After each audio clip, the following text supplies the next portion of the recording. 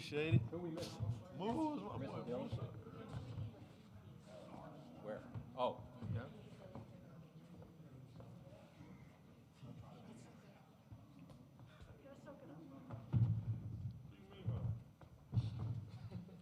How many people, my boy? This is Miles' farmer. Hey, that's Moose. That's Moose. Yes, sir. Moose. How are you?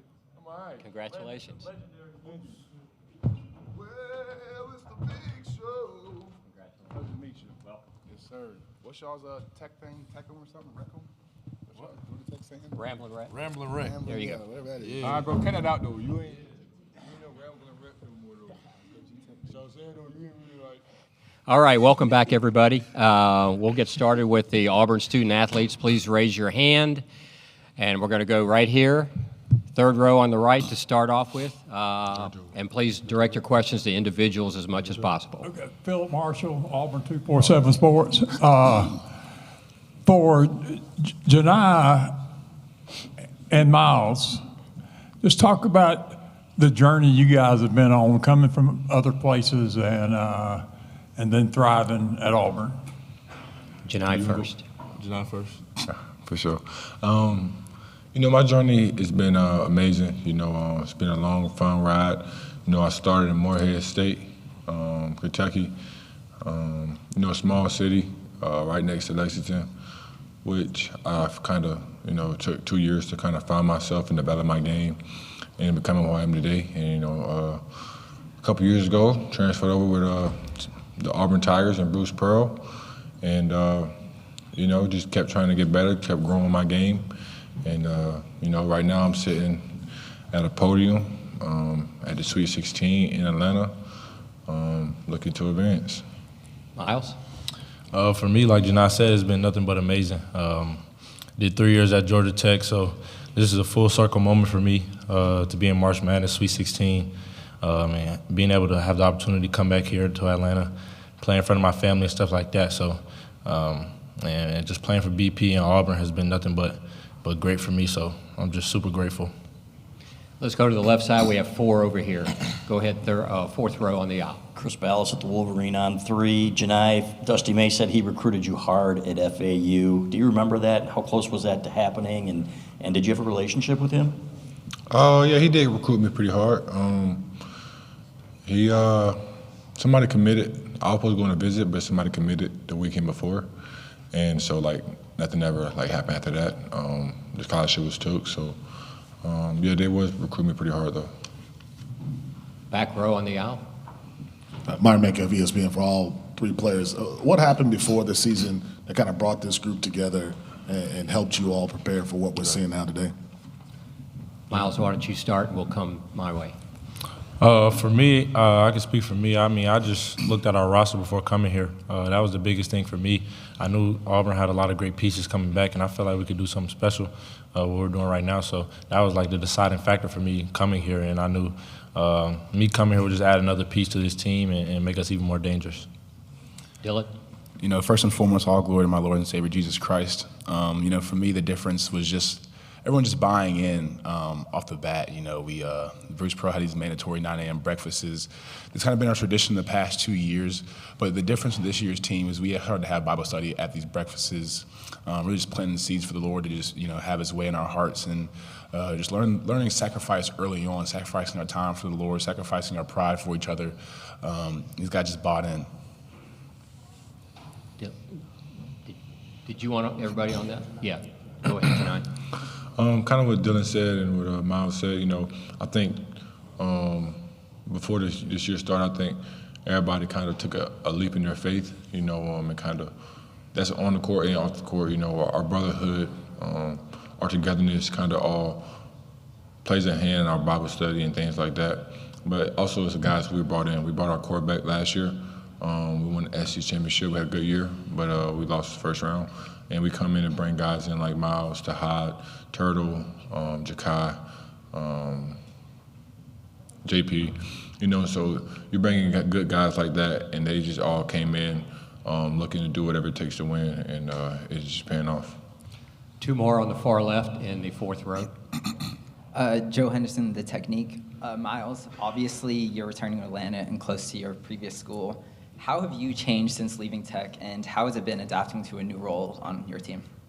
I wouldn't say I really changed for the most part. I'm still the same guy I was here, hardworking, likes to get in the gym, stuff like that. So, I mean, it's just adapting to my new teammates and stuff like that. I think that's the biggest difference from Georgia Tech and here. Just learning how to play with new players and seeing what they're comfortable on the court and stuff like that. So I wouldn't say it was really a change, but just learning how to adapt. One more there on the left side.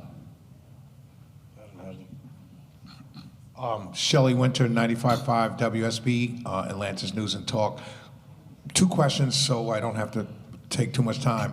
One, the first question is, what has the impact of NIL been on not your individual careers, but do you think on college basketball as a whole?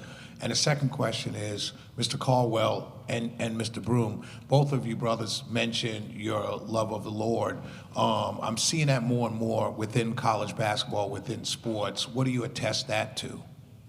I'll answer the second one first. I believe that the Lord is just moving in the country. There've always been players that have been outspoken, in their faith. I remember the person kind of planted that seed for me when I was younger was Steph Curry. I wasn't a Steph Curry fan at all, but just seeing him glorify the Lord and how he operates was something that I've always wanted to do, and it's helped me grow closer to God when I was a freshman in high school.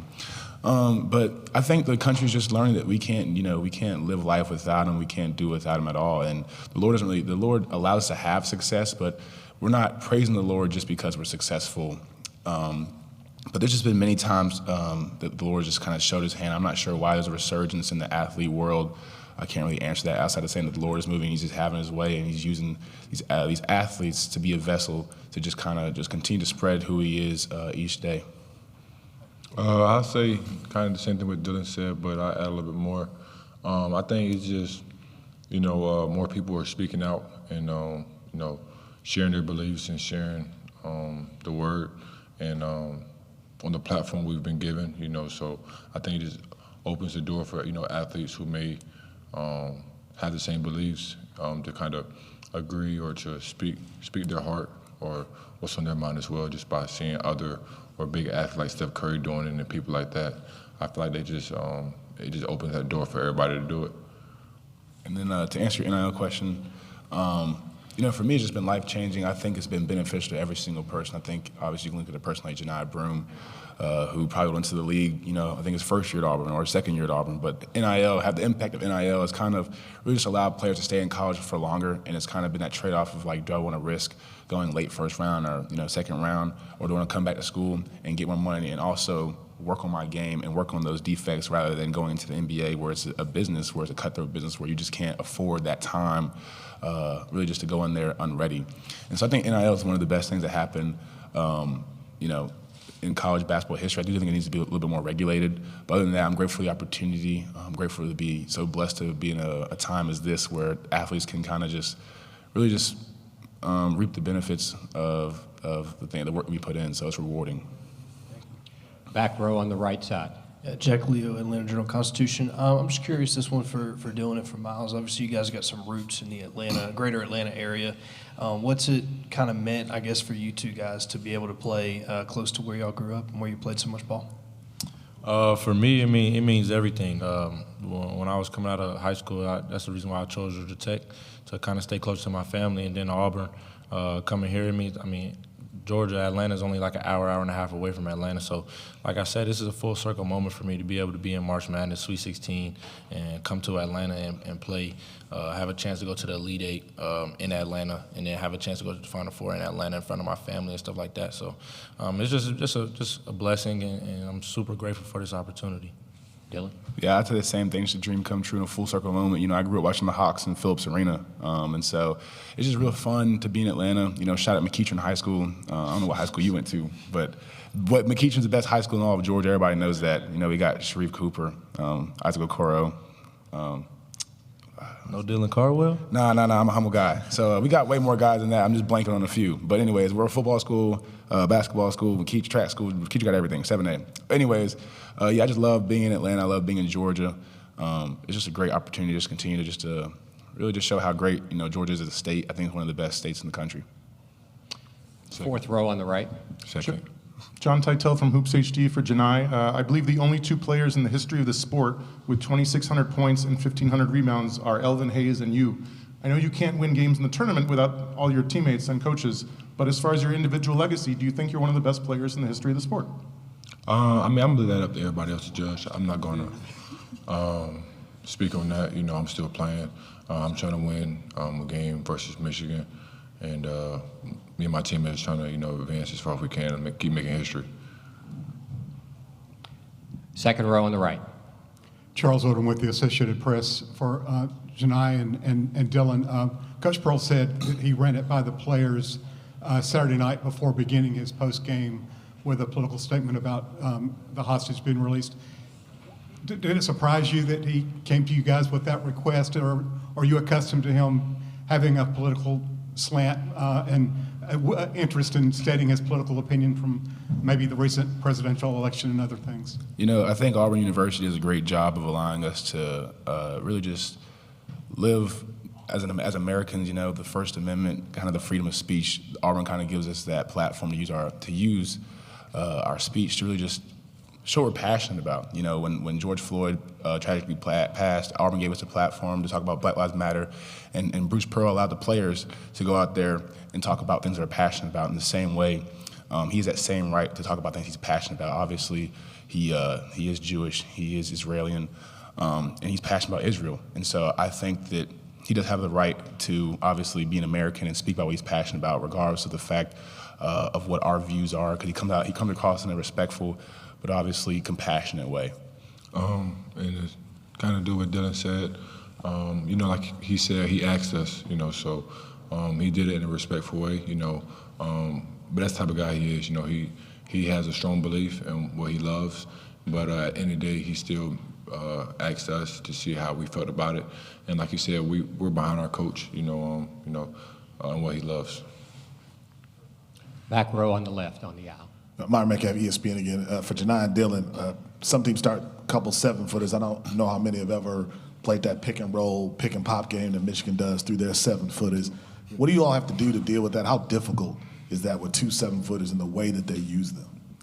Yeah, it's going to be fun. It's going to be interesting. It's going to be different and unique. I'm appreciative of the opportunity of two great guys, two NBA prospects as well. So just another opportunity just to play against the field. But Johni and I play a lot 2-on-2 in the country. We play a lot of 2-on-2 in the summer, really just against AD, against Cheney, Miles. We played against the whole team, and we didn't lose a single game. We won every series, and so we got pretty good chemistry, and we're pretty confident in our skill set and stuff like that. But it should be a fun matchup. But we've been playing 2-on-2 all summer to prepare us for this moment. Miles Kelly couldn't stick with us.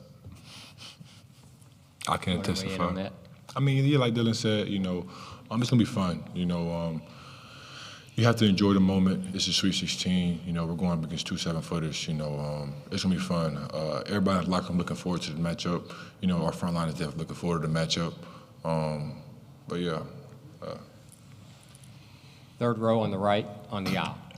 Dylan, you've got, or will have 2 championship rings from your time at Auburn. 3. 3, with two regular season championships. Yeah, 2 regular season, 1 SEC tournament. You know what I'm saying? More coming soon. You've seen kind of the transformation of Coach Pearl taking advantage of the new rules and bringing in guys like Johni and Miles and others. How different has that been, and what role have you played as the old man of the bunch in kind of accepting those guys into the fold and making them feel comfortable? Yeah, Bruce Pearl recruited some great guys over the years that I've been here, but he stands on the business when it comes to saying that he does recruit guys that are Auburn men that are just going to come in. They're going to be guys that you love. And so he's got role guys in here. He's gotten guys that we need for scoring, for defense, for facilitating. And so the role I play is just I try to be the glue. Shout out Gorilla Glue if y'all want an NIL deal. But, I'm super glue. You know what I'm saying? I'm not with that. I love Elmer's, but I don't know if Elmer's got a super glue. So Gorilla Glue, I just try to hold it tight. Without glue you can't build things. And, I just try to be the glue guy for this team, because you really can't go anywhere without that guy. It's kind of just, being here before, sharing my experience, but also kind of keeping these guys level-headed. I think, we're in the Sweet 16, we're Lord going to the Elite 8, but I haven't been this far before. But I kind of just try to share my experience with them and realize it's just a game, the game we love to play. That's all we got time for. Thank you very much, fellas. War Eagle. Thank you. War Eagle. Good luck tomorrow. Good luck tomorrow. You'll be around? I'll be here all weekend. All right, bet. I'll see you again. You bet.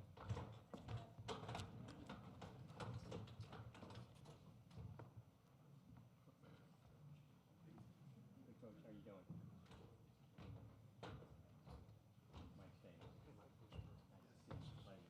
Congratulations. Have a seat.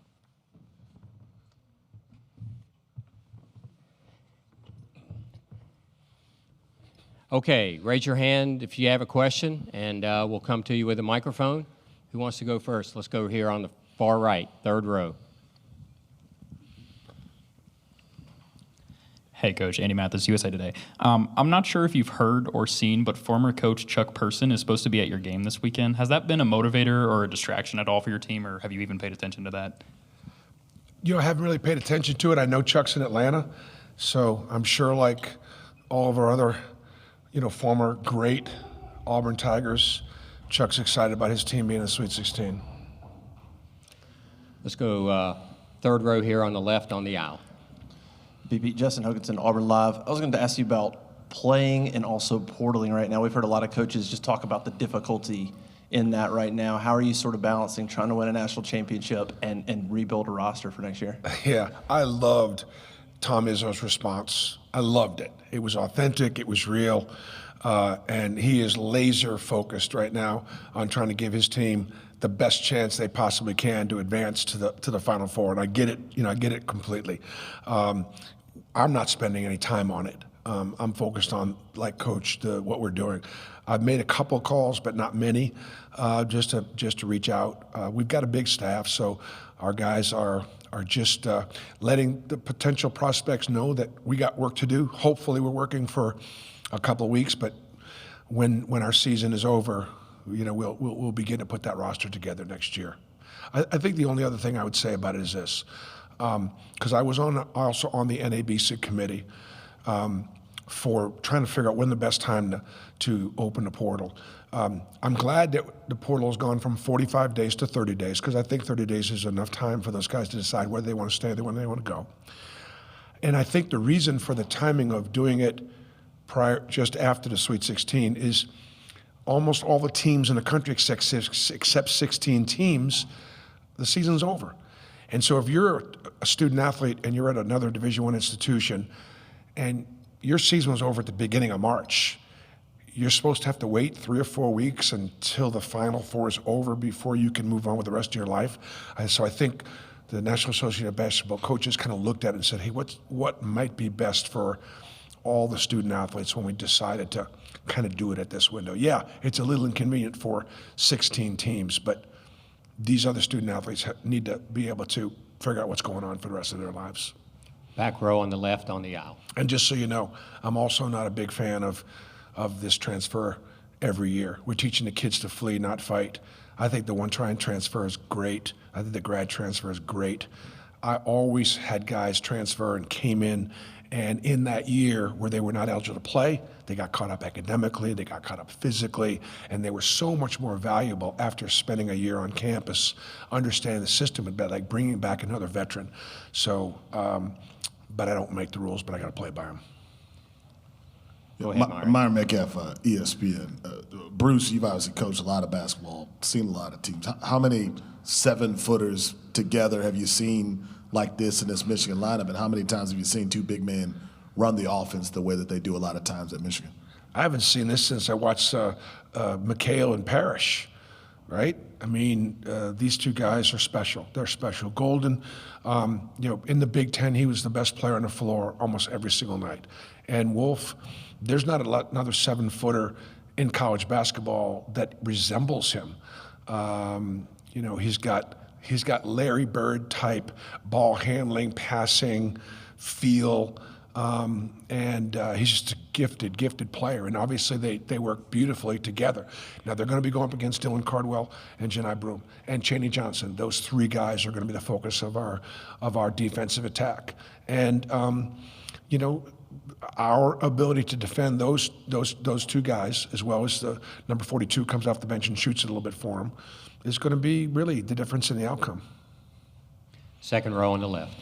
Mike Griffith, Atlanta Journal-Constitution. Coach, I wanted to ask you kind of two-parter. One, couldn't help but notice the bracket. There's some teams you've faced in the past, I guess, at Tennessee that ended a few seasons. If you kind of trivially, it's a little bit trivial, but take note of that. And then, in getting back to Izzo, you know, asking about adjusting to the game, right? When you're talking about a 7-year-old coach that's done as long as Tom, do you see a lot of differences? And in truth, what are the adjustments outside of NIL transfer portal that we've seen over the last 10, 15 years? Well, it would, Mike, in all fairness, and for full public disclosure, Mike covered me at Tennessee when I was a coach there. And so he remembered us losing the last game of the season to go to the Final Four to Michigan State. He remembered me losing my last game as coach at Tennessee to Michigan in a first-round game. So when Mike may have saw that bracket, that's not the first thing that came to, it may have been the first thing that came to his mind. It was not the first thing that came to my mind. Alabama State came to my mind, and Creighton or Louisville came to my mind, and this weekend we got a 4-team tournament against Michigan State, Michigan, and Ole Miss. So Michigan is as good as anybody in this field. They are. And I told our guys, I felt like Creighton could be in this group very easily. They'd made 4 out of the last 5 Sweet 16s. And I told our guys, you know, if we can beat Creighton, when we get to Atlanta, there's not going to be anything there that's going to be beyond overwhelm us, right? Or even maybe even the Final Four. We're good enough to beat Creighton if we're good enough to beat Michigan. And of course, you know, the survive and advance thing, I think that's really true the first and second round for 1 seed. It is about survive and advance for the top seeds. You get to this point, we feel like we're playing for a national championship now, and we have 4 times we're going to have to do it. That's how we feel. I'm just telling you how I feel. You don't feel like you're playing for the national championship in the first and second round. I love Coach Izzo because of his authenticity. I love him because he's so 100% real, and I love him because he speaks for the coaches he represents us extremely well. But at the same time, remember this: nobody loves his student athletes more than Tom Izzo. Nobody. And so he gets the idea that we're finally able to compensate our student athletes, and we're finally getting caught up in a system that was just delayed in recognizing the value of our student athletes.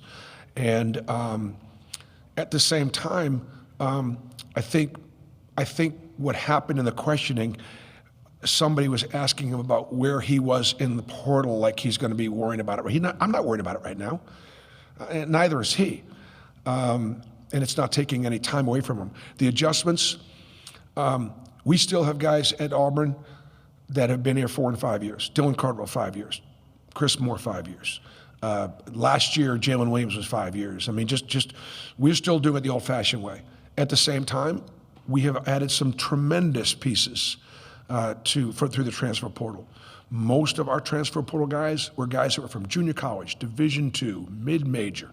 I'm so proud of a guy like Johni Broome, who comes from a very mid-major background, and Denver Jones, and Chad Baker-Mazara, and Cheney Johnson. All those guys, they just speak to the American dream, the story. It doesn't matter where you start. It's all about where you finish. So changing in the profession, you just got to adjust with the rule changes. Back row here on the right side.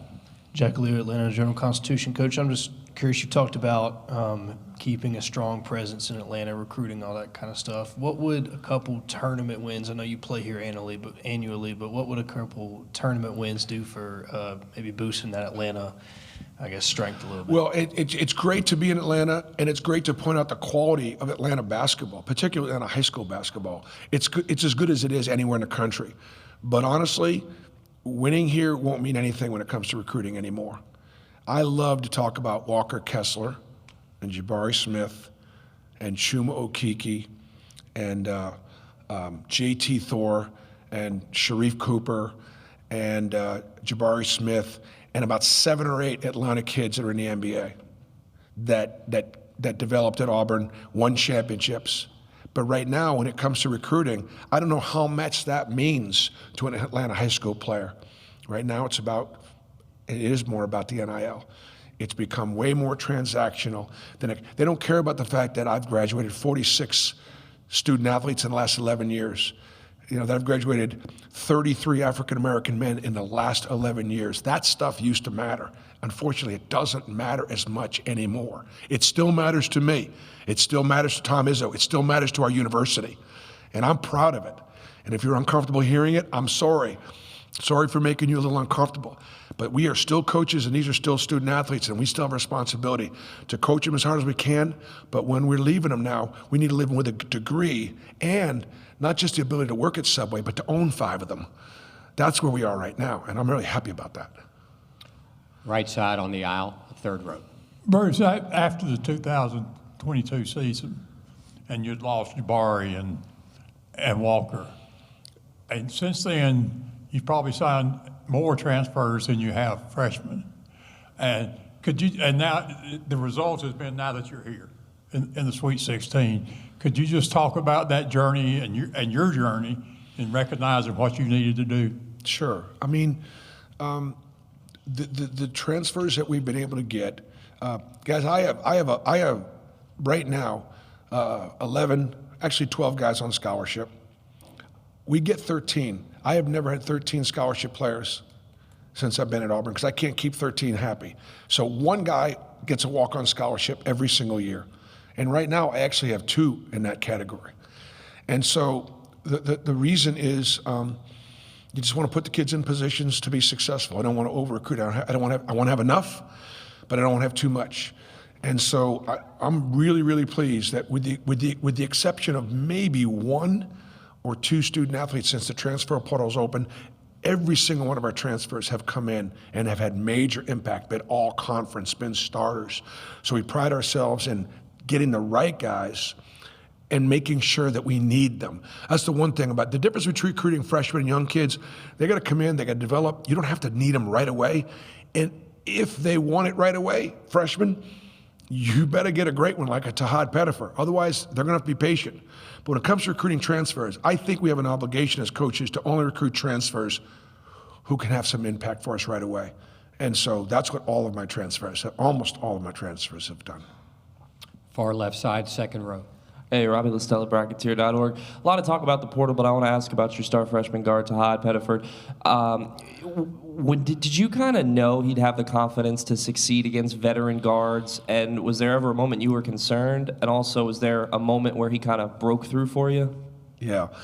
So Tahad, he comes from a great family, and he's got great high school coaching, great AAU coaching. And his dad has handled him like as good as any father could. He always played him up. He always played him against older kids. And Tahad was always the smallest guy in the playground. He was always the littlest guy out there. And so therefore he always had so much to overcome, yet he might have been the best player out there. So Tahad was somewhat overlooked. He was ranked 25th, 26th, 27th coming out of high school. There aren't 25 high school freshmen in college this year that are better than Tahad Pettifer. But he got a chip on his shoulder. He's a little guy. And every time he goes out there to prove it, where I was wrong about Tahad, I thought Tahad was going to come in and be a scoring guard. Like, don't worry about running the team. Don't worry about being a point guard. Just come out here and bang shots, guard a little bit, make some stuff happen. Just do what you do. And instead, I recognize that, wow, he actually can handle the team. He can break pressure. He can close games. He can be a scoring point guard. And so he's exceeded my expectations as far as being able to play point guard, rather than being a scoring guard. He had very little drop up and down as a freshman. He was very, very consistent. Maybe at the very end of a regular season, at the very beginning of the SEC tournament, he may not have shot it as well for a couple games. And then he lived in the gym since then. And obviously he had a phenomenal weekend in Lexington to help us advance. Last question in the back on the far left. Bruce, Andrew Kahn, MLive.com, Ann Arbor News. I was wondering if you could speak about any history you have with Dusty May and the fact that he's rebuilt a roster, kind of from scratch and brought them here. How good a hire was Dusty May from Michigan? How good a hire was that, right? So a couple of pieces of history. Back when I was a coach at University of Southern Indiana, USI in Evansville, Indiana, he played for Oakland City and played for Mike Sanafar. And so we played them, one time. And then I just remembered him for being on Florida staffs, on Mike White's staff for a little bit, right? Am I correct about that? Okay. And then my dad lived in South Florida, and my dad would sort of every now and then go to breakfast meetings with sort of basketball people down in South Florida that love basketball, and anything for some bagels and cream cheese, anything. And Dusty remembered my dad being at a couple of his breakfast meetings when he was trying to talk to basketball people about building the Florida Atlantic program. And then the third thing would simply be when he hired KT Harrell. KT was a great player for us at Auburn my very first year. My first year at Auburn, the team had one or two players that belonged in the SEC. KT belonged not only in the SEC, but he was an SEC All-Star. And we didn't have that much to go around him, and our guys knew it. And our guys had as you would expect, a very tough year during the regular season, but they never quit. And yet our guys knew on that first year's team, KT's team, that we were going to get it going. They could tell by the way we were coaching, the way we were recruiting, the way we were treating them. I so wanted KT's team, my first year, to be a part of that foundation, to be a part of what was going to happen. And I didn't think it was possible for them because we just weren't talented enough. That team came to Nashville and beat Mississippi State, beat Texas A&M, and beat LSU. 3 huge upsets. And then we played on the Saturday against Kentucky, a team that won the national championship. And we didn't belong in any of those games. That first-year team, KT Harrell's team, laid the groundwork for the success of Auburn basketball in the future. Very good. It's all the time we have. Thank you, Coach.